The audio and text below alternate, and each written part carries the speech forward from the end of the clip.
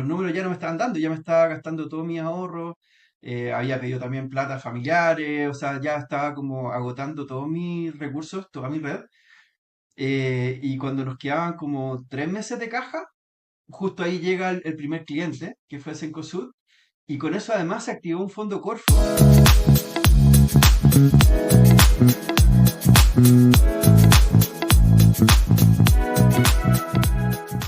Sebastián Wilson, co-founder y CEO de OK2Shop. Bienvenido a Sprint Startup. ¿Cómo va todo? Súper bien, Ignacio, gracias. ¿Y tú? Todo bien, tomándonos un cafecito por acá. Oye, Qué Sebastián, rico. te quería preguntar lo primero de todo, ¿qué hace OK2Shop? Para la gente que obviamente no sabe. Ya, perfecto. Mira, OK2Shop es una aplicación para celulares que permite a las personas saber qué es lo que están por comprar. En particular con los alimentos, esto es súper útil porque muchas personas tienen restricciones alimentarias como alergia o son veganos o por su religión tienen que salir ciertos ingredientes súper explícitos o no salir súper explícitos o tener un sello. Y al final lo que tienen en común estas personas es que tienen que volverse expertas en leer o más bien en descifrar los ingredientes de los empaques. Y es una tarea que es muy propensa a errores y en algunos casos graves puede incluso costar la vida tuya o de tus hijos si es que les compraste un alimento que no era apto para ellos. Entonces, básicamente lo que hacemos es que te ayudamos a perfilar tu aplicación y personalizarla con todas las restricciones alimentarias que tú tengas. Después vamos a ir incorporando otros atributos más. Y después tú puedes entonces buscar productos o escanear su código de barra y saber en un segundo si los puedes comer o no, o eventualmente si los puedes comprar por otras razones. Así que eso es muy a grosso modo lo que hacemos en OK2Shop de cara a las personas y de cara a las empresas. Eso es una vuelta un poco más larga, así que si quieres lo conversamos después. Pero muy a Dale. grosso modo eso es lo que hacemos. Bacán. Y la vuelta a la persona, a mí al menos me viene súper bien porque, bueno, soy diabético, así que me imagino ahí Mm. también se puede ir viendo ese tipo de cosas, ¿no? Sí, sí. Ahora, claro, aquí siendo muy franco, la aplicación es más útil para personas con alergias que para Ah, personas con hipertensión o diabetes. Porque si tú eres diabético, puedes comerte un chocolate de tanto en tanto, dependiendo de cuál es tu nivel de glicemia. Pero hay gente que es alérgica que no puede comer ni un miligramo del alérgeno. claro, Entonces, dependiendo para de ese nada, tipo de como que. casos, Mm. OK2Shop es más útil.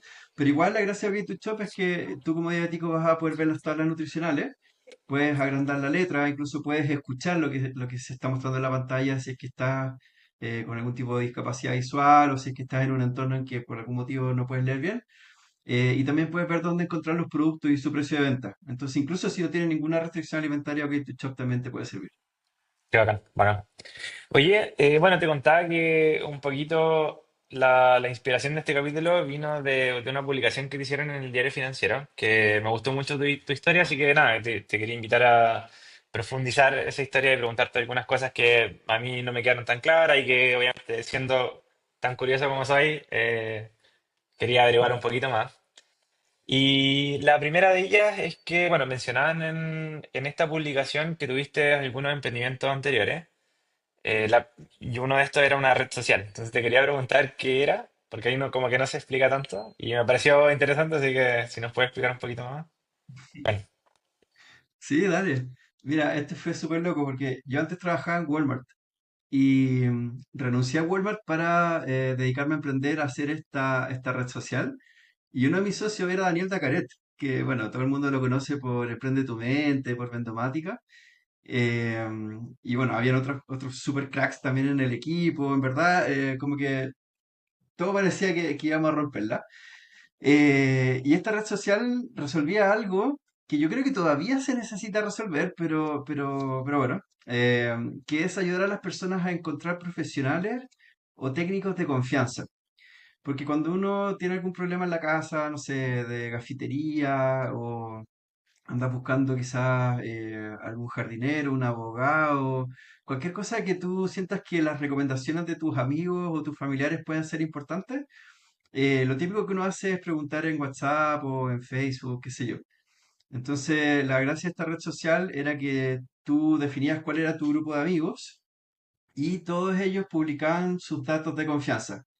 como te decía antes, abogados, mecánicos, jardineros, gaffiter, todo. Entonces después cuando tú buscabas algún profesional, te aparecía rankeado según cuántos de tus amigos recomendaban sus servicios. Y si es que ningún amigo recomendaba a un profesional en el área en la que tú buscaste, se iba a la red de amigos de tus amigos y así entonces era súper meritocrático.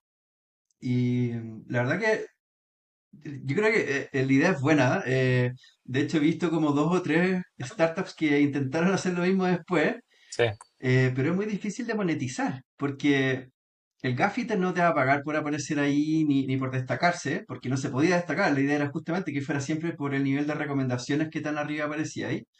Y esto de alguna manera dejaba fuera a las grandes marcas, porque por mucho que invirtieran en marketing, acá dependía de las recomendaciones de los usuarios. Entonces, las marcas a lo más podían invertir en que la gente los recomendara en esta red para aparecer más arriba, pero no pagándonos directamente por aparecer más arriba. Entonces era un claro. modelo inmonetizable y al final habíamos levantado un poco de plata, nos ganamos un subsidio y al final, nada, se quemó todo eso y después de un par de años tuvimos que cerrar nomás. Es verdad lo que dices, como que también he visto un montón de afuera también de apps o redes sociales que intentan resolver esto, por algún motivo nadie puede hacerlo. No sé, no sé, porque creo que la otra vez vi una noticia también que el dueño de Chile Auto como que también está tratando de hacer algo así. No sé si le salió o no, no sé Ah, si lo lanzó o no, pero ojalá, algo de esto. ojalá lo logre. Sí, Porque yo creo que es algo que se necesita, ¿cachai? claro. Pero el tema es quién se hace cargo de costear esto, porque Mm, es una fiesta en la que todos quieren ir, pero nadie quiere pagar, claro, ¿cachai? Así que ese es el tema. sí. Pero sí, yo creo que resolvería un gran problema y ayudaría a que las personas que hacen bien su pega tengan más visibilidad. Claro. Sí, porque al final, bueno, a ti como usuario te sirve mucho porque efectivamente no tienes dónde encontrar a estas personas y también a las personas les sirve mucho porque no tienen como, muchas veces no son personas que tienen como tanto conocimiento de, no sé, marketing digital o ese tipo de cosas. Bueno, por algún motivo no funciona. Te quería preguntar también, ¿qué crees que aprendiste de esa experiencia que estás ahora aplicando a K2Shop que nada, te sirvió como para ser más exitoso? Sí, y son justamente en relación a eso. La primera es que en Chile cuesta mucho hacer modelos de negocio B2C, o sea, que tú le cobres directo al usuario persona de a pie, digamos. Porque, no sé si en Chile somos muy rata o qué, pero como que nos cuesta mucho pagar suscripciones a cosas. Como que con suerte lo hacemos a Spotify o a Netflix, pero como que las demás cosas siempre tratamos de, por último, nos comemos la publicidad y ya, pero hay Yo mucha soy versión uno de ahora. esos por lo demás. Sí, bueno, todos, pues. Sí, Yo, hasta que me pasó eso como del meme de que estaba relajándome escuchando Spotify, me salió la publicidad, como que fue como, ya, tengo que pagar esta cuestión para claro, que no me sigan molestando. claro. Pero en el caso de Tip2You, que era esta primera red social, aprendí que en verdad la gente no va a pagar por este tipo de aplicaciones o servicios. Entonces hay que de alguna manera lograr cobrarle a las empresas. En Chile, ojo, puede ser que en otros países el modelo B2C funcione mucho mejor, pero en Chile, honestamente, yo aconsejaría a todos los emprendedores que tengan un modelo B2B pensado desde ya. Eh, y lo otro que aprendí es que a veces uno está enamorado de su empresa, porque hay una frase que es típica, que es como no te enamores de tu solución, enamórate del problema, Sí. que ya está mega dicha. Estrella, Pero en sí. mi caso es, ni siquiera te enamores de tu empresa, ¿cachai? Porque hay gente que hace como que una analogía entre que la empresa y un hijo. Y no, las empresas no son hijos. Esa cuestión es súper importante tenerlo claro, porque tú no vayas a vender a tu hijo. O bueno, yo no lo haría por lo menos. Entonces, si en algún momento te querés forrar, te tenés que desprender de la empresa y tenés que Claro, estar preparado para eso y tenerla ordenada y todo. Entonces, es algo, obviamente, en lo que tú dedicáis mucha energía, los mejores años de tu vida quizás, pero no te aferres a ella. ¿Y qué me pasó con Tip2You? Que en verdad al año yo ya debería haberla cerrado. Pero era tal mi porfía de que no, que esta cuestión ya habíamos llegado muy lejos y que cómo iba a defraudar a toda la gente que ya había apostado por nosotros y lo que nos habían ayudado. Entonces como que sentía una obligación por el camino ya recorrido de no dejar esto botado, que hasta cierto grado por supuesto que está bien, pero en verdad los números me decían a gritos que esta cuestión no había por dónde rescatarla, pues, ¿cachai? Entonces en vez de haberla frenado al año y haberla cerrado bien y pagar las indemnizaciones y todo tranqui, estiré el chicle y al final la cerré a los 2 años y terminé endeudado como en 80 millones de pesos, pucha, con en situaciones en que yo no tenía ese patrimonio, o sea, quedé endeudadísimo, me fui a IDICOM de una, ¿cachai? Después ahí repactando con el banco, suplicando que por favor me repactaran así en infinitas cuotas de 5 pesos al mes, Ah, ¿cachai? qué bueno. Y logré salir de eso, pero me costó demasiado. Bueno, Y para salir de eso también recibí mucha ayuda, entonces no se lo aconsejo a nadie. Y eso me lleva también a hacer un comentario de que una de las grandes barreras que tenemos en Chile no es tanto a ponerte a emprender, porque hay subsidios, hay un montón de material, la Corfo te da un montón de ayuda. El tema es que en Chile no todos están preparados en su red de apoyo, digamos, para fracasar. Y como muchas startups fracasan, pucha, si tus ingresos dependen de eso y estás a cargo de cuidar a tus papás o tenés gastos muy altos que estás haciendo por la educación de tus hijos o qué sé yo, no te puedes dar, entre comillas, el lujo de arriesgarte a emprender. Y eso es un problema que siento que todavía está pendiente, de cómo lo hacemos para que el fracaso sea menos doloroso. Y mm, eso lo tuve que aprender a la mala con esta red social. Así que, en resumen, las dos lecciones son, uno, saber detener a tiempo antes de que sea un hoyo del cual cuesta mucho salir. Y lo segundo, tener un modelo de negocio B2B, porque en Chile los B2C son súper difíciles de implementar y la verdad que si no tenía un presupuesto millonario, como que, salvo excepciones, yo diría no lo intenté, honestamente. sí, es verdad. Nosotros también cuando estábamos empezando, también partimos en Bex con un modelo que o queríamos hacer algo B2C. Súper rápidamente nos dimos cuenta que, ¿sabes qué? En verdad nunca vamos a poder hacer los como esfuerzos de marketing que se necesitan para poder agarrar clientes. Vámonos a algo B2B y pivoteamos y bueno, ahora estamos haciendo eso y nos va bien, Mm. pero sí, nos costó, como sea, tuvimos que caernos un poquito en esa parte B2C para poder aprender que era otro el camino. Oye, en esa publicación, o sea, en la entrevista que te hicieron en el financiero, hablan de que estuvieron un par de años sin vender. Yo justo la semana pasada vi una publicación de estos típicos, yo lo encuentro muy chanta, la verdad, pero así es la cosa. Son como mentores de estos típicos que te ayudan a ganar fondos Corfo, que puede que efectivamente te ayuden, no lo sé, no tengo clara la efectividad de estas mentorías, asesorías. Pero muchas veces hay algunos que son súper chantas y que ni siquiera han emprendido antes y te venden esta asesoría. Dicho eso, esta persona decía en una publicación, deja de romantizar tu startup, si no vende, es un hobby caro. Y me acordé de ti porque justo antes había visto la publicación que te hice. De hecho, le respondí la publicación a este tipo que te digo. Y nada, o sea, a ver, 2 años es un montón de tiempo. No sé si de hecho, bueno, lo que tú decías, o sea, quizás al año debiste haber cerrado la otra empresa. Entonces, ¿cómo pudiste ir apoyándote también mentalmente, no solo financieramente, va a estar 2 años sin vender? Porque creo que justamente ahí, en la parte mental, es como lo más difícil. Eh, como, en el fondo, ¿cómo pudiste seguir y decir, ok, démosle estos 2 años, démosle esta prórroga y en algún momento vamos a vender? ¿Cachai? Sí, fue igual un poco ir a tientas, no tenía tan claro lo que iba a pasar. Lo único que yo sí tenía claro es que yo estaba dispuesto a llegar hasta las últimas circunstancias con OK to Shop, porque el Sebastián que fracasó con Tip2You no era el mismo Sebastián que estaba en OK to Shop. Ya había tenido varios aprendizajes de otras startups.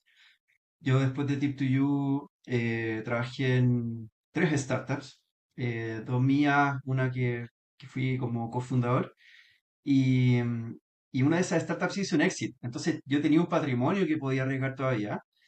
Y lo otro es que con Tip2You teníamos una idea de modelo de negocios que podría eventualmente resultar algún día, si Dios quería, era como todo muy especulativo. En cambio con OK2Shop yo tenía súper claro que esta cuestión había que esperar porque el modelo de negocio de nosotros, y aquí tengo que explicar un poco eso para entender por qué aguanté 2 años sin vender.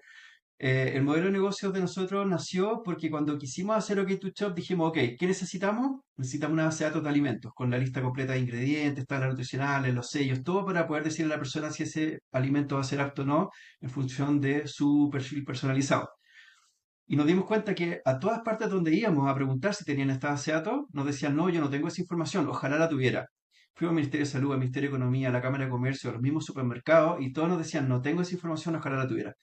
Entonces fue como, bueno, todos quieren tenerla, hagámosla nosotros, ¿cachai?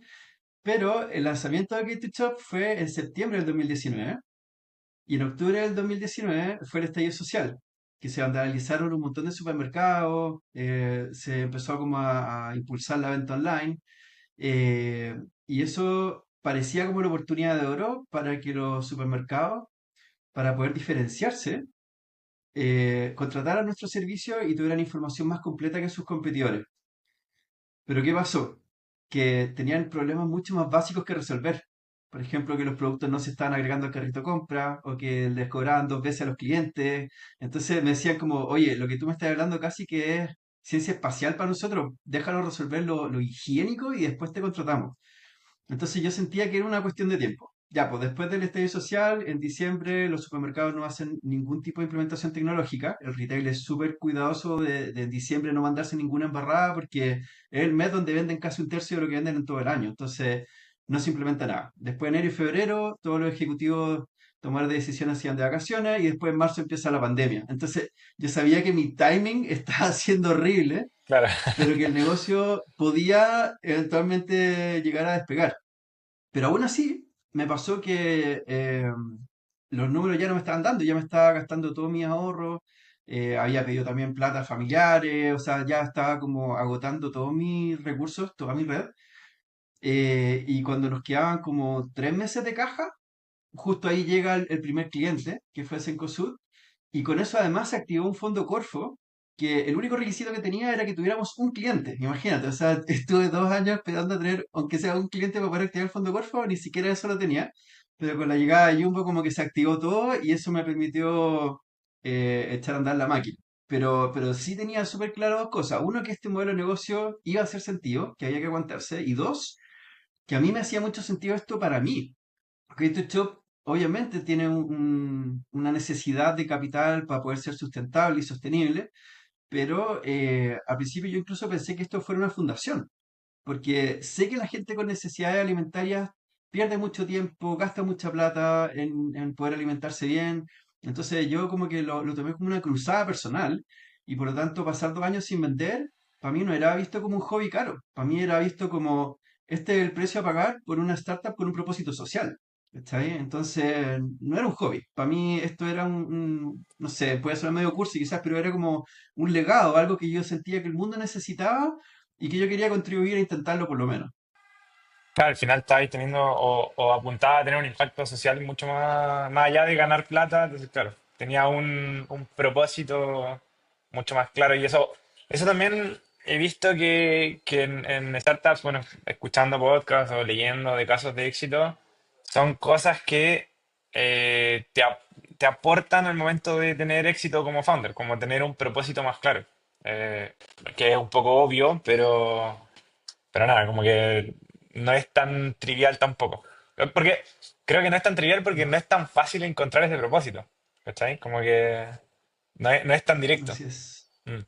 Oye, los pagos, bueno, tú decías que estabas acabándote los ahorros y también habéis pedido plata a familiares y todo, pero iban saliendo, me imagino, directamente de eso, no tenían ingresos, no tenían tampoco una inversión. Como tenías un momento en el que dijiste, o en el que, digamos, definiste, ok, voy a gastarme todo hasta que quede en cero, o llego hasta cierto punto, o cómo fue esa mentalidad, esa... Claro. Sí, o sea, a raíz de la experiencia con Tip2You, de que tuve que cerrar la empresa y endeudarme aún más para poder finiquitar a los trabajadores, o sea, en verdad fue así, terminar de cavar el hoyo. En este caso dije, ya, no, yo voy a cerrar la empresa cuando de verdad le quede 0 pesos. Entonces yo caché que mi runway eran 4 meses. Y hablé con el equipo y le dije, chiquillos, nos quedan 4 meses. Y yo, o sea, tengo la esperanza que esta cuestión se va a arreglar, pero si vemos los hechos, llevamos casi 2 años sin venta, así que no tengo ninguna estadística a mi favor que me pueda hablar de que esta cuestión se va a arreglar en el corto plazo. Así que pónganse a buscar pega y ojalá que encuentren pega para yo no tener que indemnizarlo. Pero si es que no es el caso, la plata que me queda es para pagarle los finiquitos y chavo pescado nomás. Y fue bien Power porque yo igual reconozco que siempre me preocupé con OK to Shop de que fuera también la empresa en la que a mí me hubiese encantado trabajar. Ya yo tuve buenas experiencias trabajando, pero también algunas muy malas. Eh, y pensaba que si queríamos cambiar el mundo y ayudar a la gente con alergia y hacer toda esta como parafernalia de hablar de que queremos un mundo mejor, teníamos que partir por casa, teníamos que partir por tener trabajadores contentos y que sintieran que por lo menos su mundo era mejor gracias a la empresa donde trabajaban. Entonces siempre traté súper bien el equipo, traté de siempre pagar sueldos lo más competitivos posible, de no atrasarme con los pagos, obviamente hubo ese que me costó un poco más, pero en el fondo nunca me demoré más de 5 días en pagar los sueldos, cosas así. Y llegaba este momento en que quedaba poca caja, les dije, pónganse a buscar pega, vamos a cerrar la empresa en 4 meses, y salvo una persona que acaba de tener una guaguita, así que lo entiendo perfectamente, todo el resto me dijo, no, o sea, démosle, nosotros estamos dispuestos a seguir trabajando sin sueldo porque creemos en lo que tu job, creemos que tú lo vas a sacar adelante y creemos, al igual que tú, que esta cuestión está por salir en cualquier momento. Entonces fue como súper heavy también ahí el apoyo del Mm. equipo, que fue recíproco, o sea, no fue gratuito, fue porque como emprendedor y como empresa yo ya les había dado la señal de que ellos para mí eran realmente importantes, no era un discurso nomás, ¿cachai?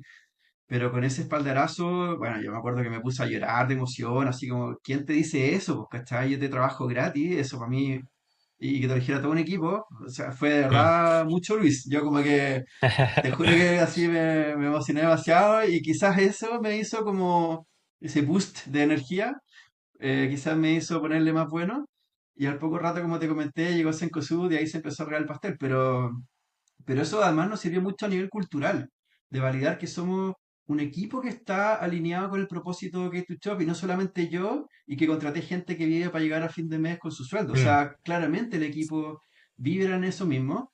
De hecho, casi todos tienen algún tipo de alergia o restricción alimentaria.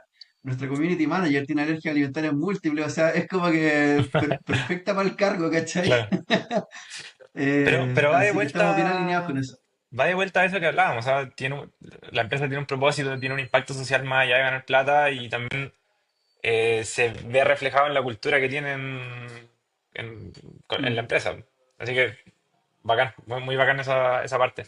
Y cuando llegas en COSUD, en el fondo, me imagino, no llegó de la nada, ya llevaban alguna conversación como pendiente de antes. ¿Cómo fue ese proceso?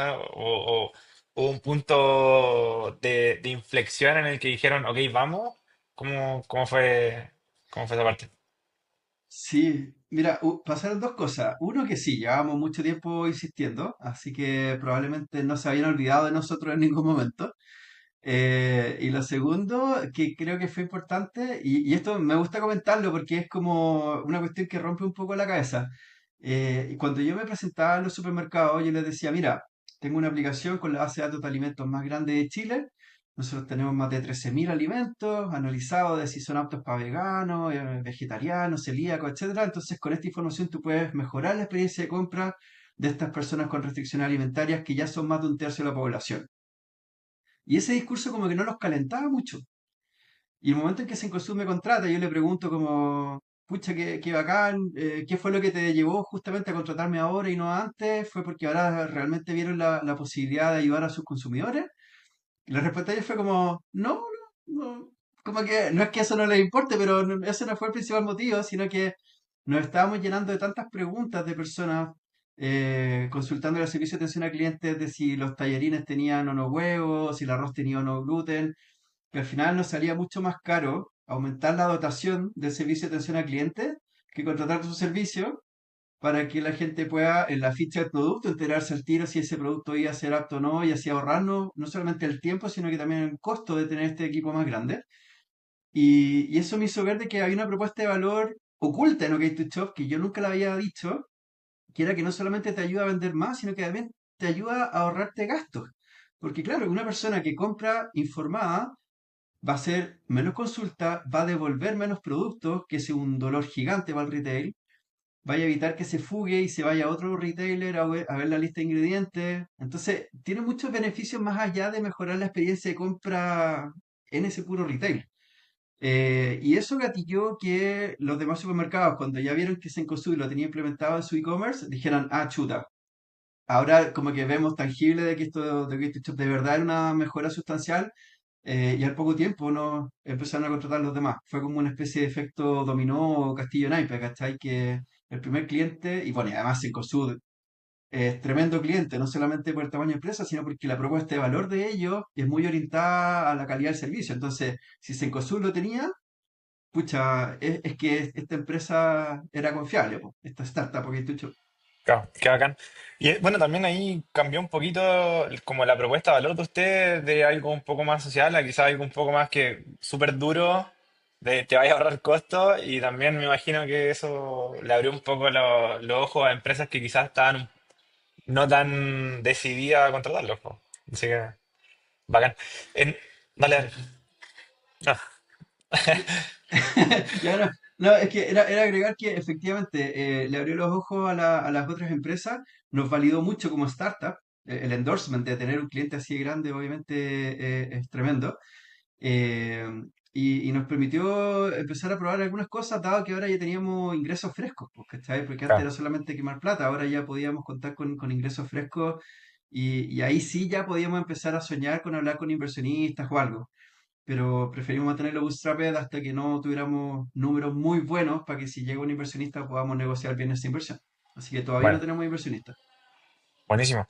Bueno, de hecho, en uno de los capítulos iniciales hablábamos un poco con otro founder de cuáles son los caminos. Hay dos escuelas al final, uno más bootstrapping, otro más levantar capital y quemar. Y últimamente como que ha estado muy de moda esta escuela más del bootstrapping, eh, por alguna Mm. razón que desconozco. Así que bueno, ¿cuál es tu opinión respecto a eso, a propósito de que estáis hablando de esto? Mira, yo creo que lo que cambió es que antes los inversionistas soltaban más fácil la plata. Nunca fue fácil, pero antes era más fácil, ¿cachai? Entonces, y también había un paradigma de que la startup sí o sí tenía que ser una empresa que quemara mucha plata para comerse el mercado y como que inundar el mercado, ¿cachai? Ese era un poco el concepto, entonces para eso necesitaba un cerro de plata. Después del COVID pasó que las empresas tuvieron que volverse más eficientes o más rentables para que los inversionistas se atrevieran a invertir en ellas. Y eso obviamente hizo que por necesidad los emprendedores nos viéramos como, no sé, pues como que les preocupábamos más de los números, ¿cachai? De ya, tengo que vender, tengo que extender el runway, muchas empresas se pusieron a despedir gente, lo cual por supuesto siempre es lamentable. Pero esa reinvención, perdón, de las startups fue porque el capital de riesgo no estaba. Los bancos no siempre prestan plata. Algunos bancos sí, yo de hecho digo, no, no es sponsor tuyo quizás, pero el banco de SI conmigo se portó increíble, me dio unas condiciones súper flexibles. Y ahí uno empieza a ponerse más creativo, más eficiente. Claro, no vaya a volver a encontrar un Facebook o una cosa así como antes, que con la pura idea sale a levantar plata, eso ya no va a pasar más. Pero sí va a encontrar empresas que eran buenos camellos, por decirlo en la jerga startup, o buenas cebras, y que por tratar de convertirlo en unicornio, les metían un montón de plata, y al igual que si a una ampolleta tú le ponías 1000 voltios, la quemáis nomás, porque Claro, esa ampolleta no estaba preparada para recibir ese voltaje, así como hay startups que no estaban preparadas para crecer lo rápido que querían los inversionistas. Entonces, creo que fue una especie de coladero o de eh, corrección de mercado, como le gusta decir a los economistas, de que había un modelo de que simplemente era para unicornios, o sea, para bichos muy raros, pero la obsesión de muchos inversionistas de tener su propio unicornio en su portafolio, trataban de obligar a los founders a ir a una velocidad más rápida de la que era razonable. mm, Entonces ahora creo que se calmaron un poco más las aguas, y creo que ha sido bueno, porque ahora tenía un negocio mucho más rentable, y con eso la negociación con los fondos es mucho más de tú a tú, ¿cachai? Porque ahora el discurso es, yo no te necesito para vivir, ahora yo te necesito para crecer más rápido. Así que yo puedo seguir creciendo como estoy, pero contigo como un partner, podríamos crecer más rápido, así que sentémonos a conversar. Creo que es una cuestión mucho más, no sé, provechosa para ambas partes. Que al final siempre fue como la premisa original del Venture Capital, porque en el fondo no era el objetivo levantar plata para empezar a crecer, sino que acelerar el crecimiento. ¿Cachai? O sea, no era levantar Mm, plata para construir el producto o para empezar a funcionar, sino que para acelerar lo que ya estoy haciendo. Oye, en la misma claro. publicación del diario financiero hablaban de que probaron algo en México, pasando a otro tema, nada que ver, pero eh, y que por algún motivo como que no les funcionó y quería preguntarte cuál, porque también, bueno, a nosotros nos pasó algo parecido y nada, ¿por qué Mm. no funcionó y cuáles son como las principales diferencias que ves entre el mercado mexicano y el chileno, en el que sí han tenido harto éxito y sé que en otros países también de Latinoamérica? Pero bueno, eso, en particular, ¿cuál es el dolor que hay en México que no siempre funciona y entrar ahí? Sí, yo, yo creo que no la supe hacer. Eso es como corta, no la supe hacer. México es un mercado gigante.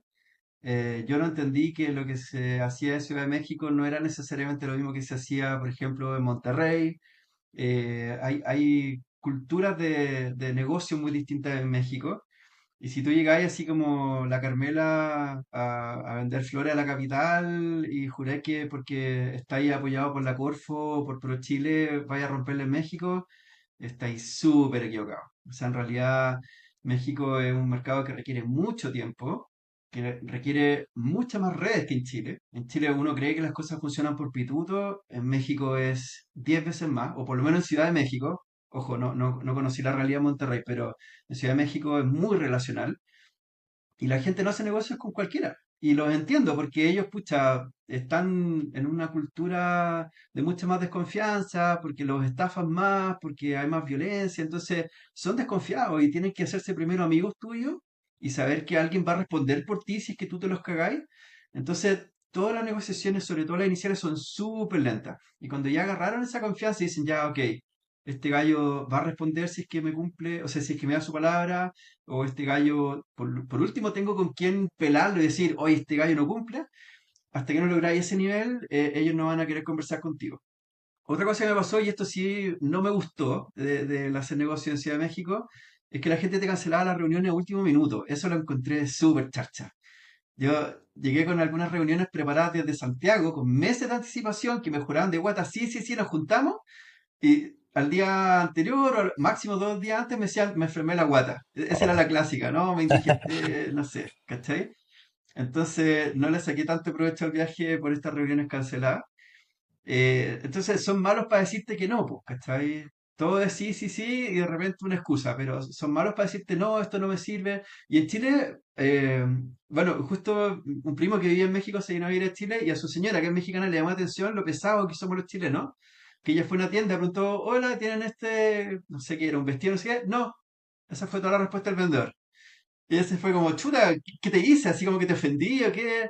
Porque claro, están acostumbrados a que te cuenten un poco más, pero acá en Chile es como sí o no, dentro de, porque igual hay mucha gente que le cuesta decirte que no, pero en México nunca te van a decir que no, entonces como que al final no sabí realmente qué nivel de progreso estáis teniendo. Y eso al final me mató y preferí dedicar mi esfuerzo a seguir creciendo en los mercados donde ya estaba, que abrir México. O sea, para llegar a México necesitáis harto tiempo y plata, y muchas veces te dicen, o irte a vivir tú.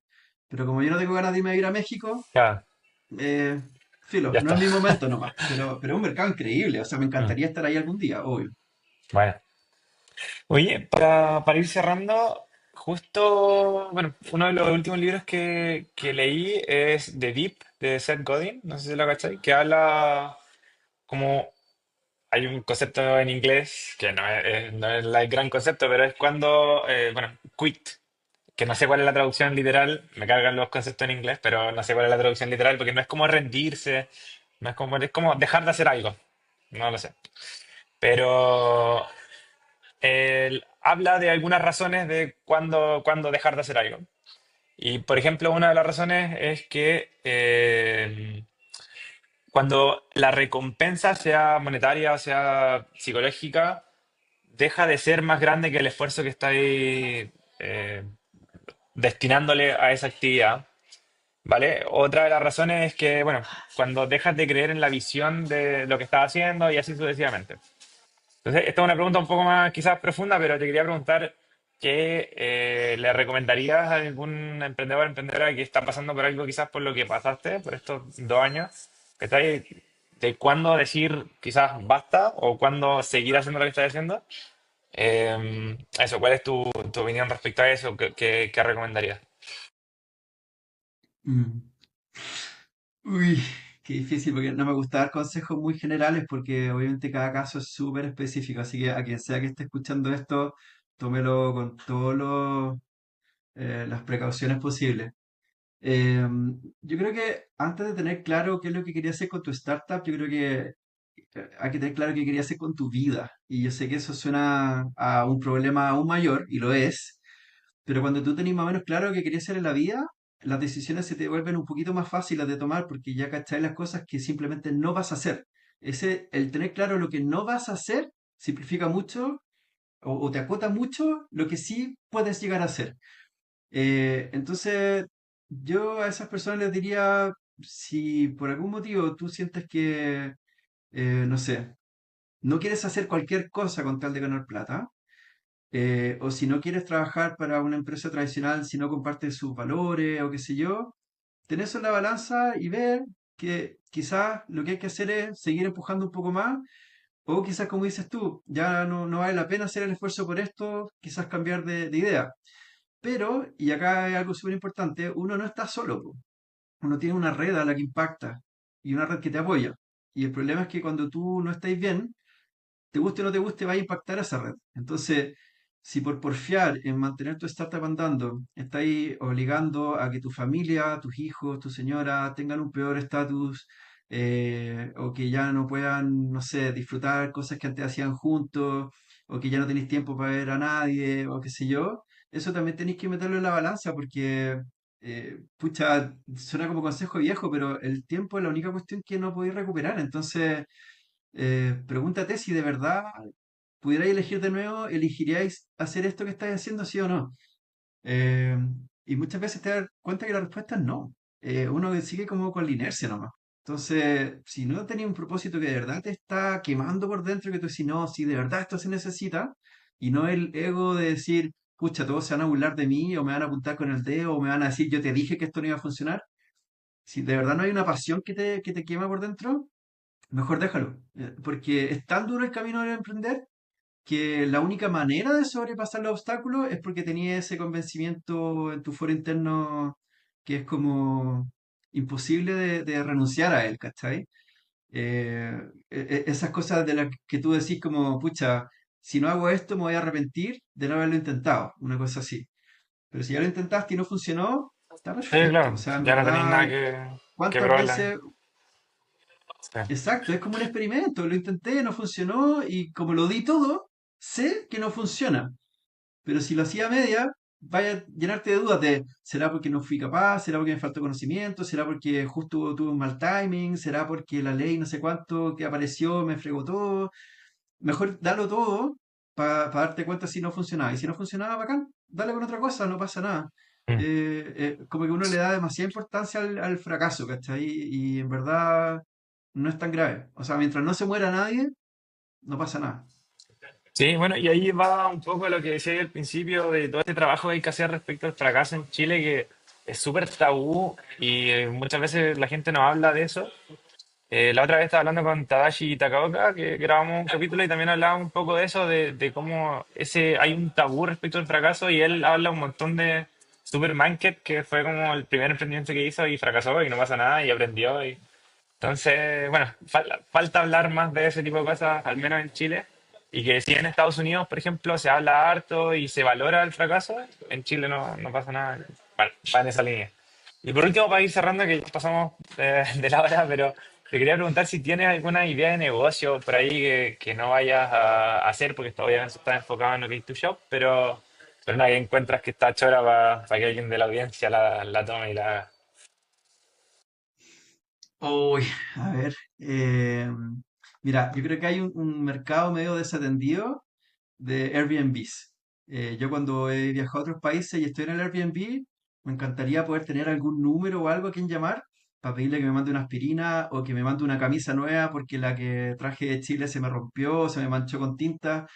Entonces, alguien que sea como una especie de conserje, estos servicios como de conserje para los pasajeros de Airbnb, creo que sería la raja y que los dueños del Airbnb te paguen o no sé, tú les pagues ahí un porcentaje chico de las ventas que tengáis, pero yo creo que ahí hay un mercado importante y que lo mismo puede aplicar para hoteles, ¿cachai? O sea, eres pasajero de un hotel y querís como tener un número a quien podés llamar y hacer preguntas y que te traigan cosas que a esa altura de la noche o que para la presentación de mañana te impriman un documento.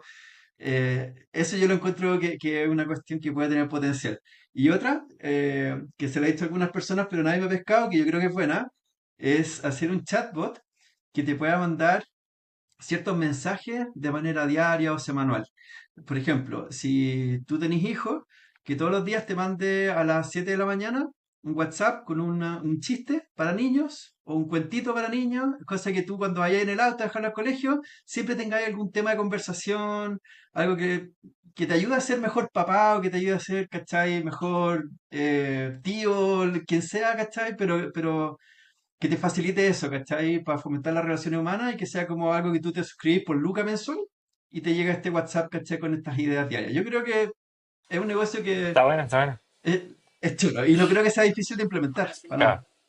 claro. Algo así ya había escuchado en podcast, no me acuerdo en verdad, así que no voy a meter la pata, pero creo que algo así igual se está haciendo en Estados Unidos. Quizás no tal cual, pero hay algo que se está haciendo. Y lo del conserje igual está bueno. Algo hace Visa, por ejemplo, que tiene su aplicación, pero lo hace horrible y yo lo he probado y no me funciona para nada. Así que también quizás hay algo por ahí. Oye, muchas gracias, Sebastián. Estuvo buena la conversa. Nos pasamos, pero no pasa nada, espero. Y nada, todo el éxito del mundo con OK2Shop. Muchas gracias, Ignacio, igual para ti y gracias por la entrevista. Vale, que estés bien. Nos vemos. Chau, chau.